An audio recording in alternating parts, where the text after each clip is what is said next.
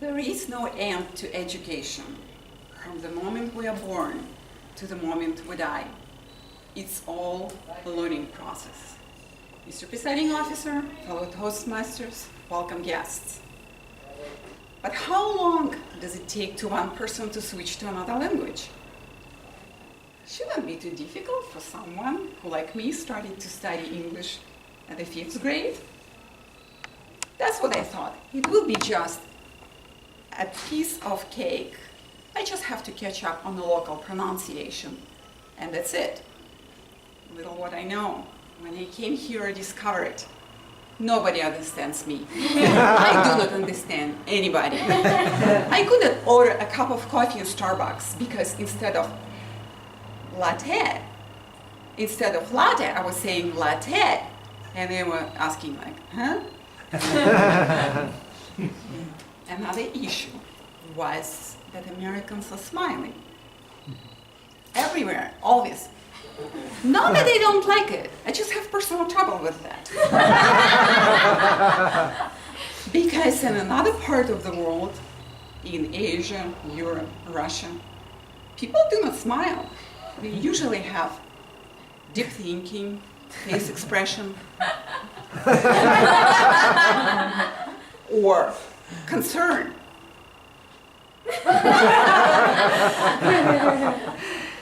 Or suspicion. And Americans are always smiling. I was greeted on the streets of the Blaine, where I came first, by completely strangers, and they were smiling and saying hi. I was able to say hi. I couldn't smile. I was just thinking, I'm rude, I should be smiling. All what I can do it was. I decided I'm going to make it work. I will learn how to smile. I will learn how to speak clear, that nobody would be asking me, where are you from? I was watching TVs. I was watching movies. I was reading books. I was reading magazines. Like a kakadu, I was repeating word over and over and over after the radio commentators. I started to stare into the mouth of my friends and family. I was trying to see what muscles are they using. They started to complain. They said, cut it out. A few years on the road, I was working in Macy's. One day, at my counter, a lady with a 10-year-old stopped by. I knew how to smile that time. Enthusiastically, I started to explain whatever we were selling that day, and they both were standing and looking at me. When a 10-year-old girl had a moment, she asked. No, she did not ask me where from. She said, why do you have to talk so fancy? Her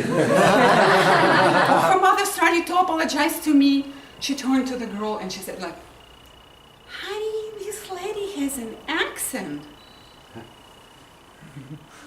They left. I was upset. I was puzzled.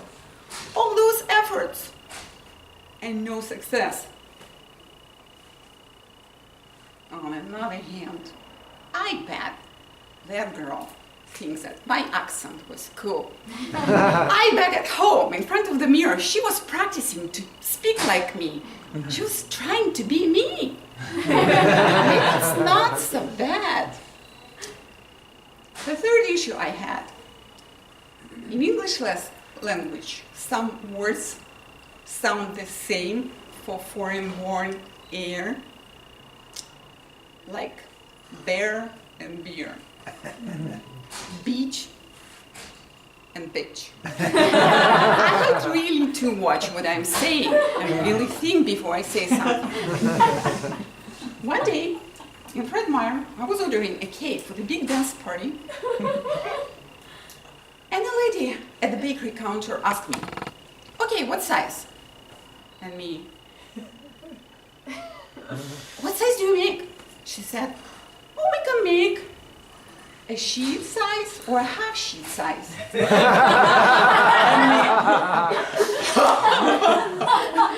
Well, I think that a sheet size will be too much. A half sheet size. Just perfect. Elegant. Please, a half sheet size Black Forest cake, chocolate, and make it really, really brown. The lady rolled her eyes, but took my order.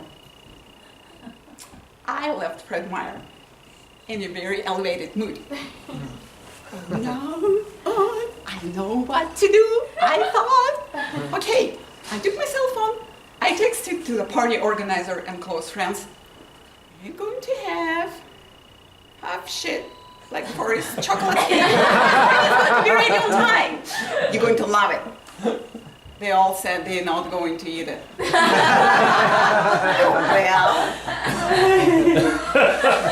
from that day, I knew I shouldn't be upset about my accent. I should play with that, because I can say anything.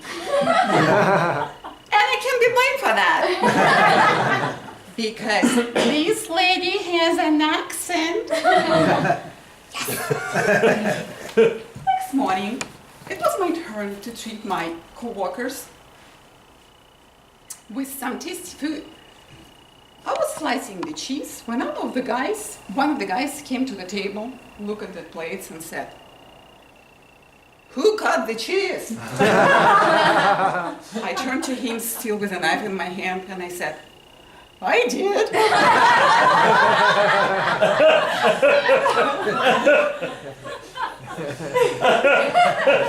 Lost in translation. I'm still learning. Mr. Presiding Officer.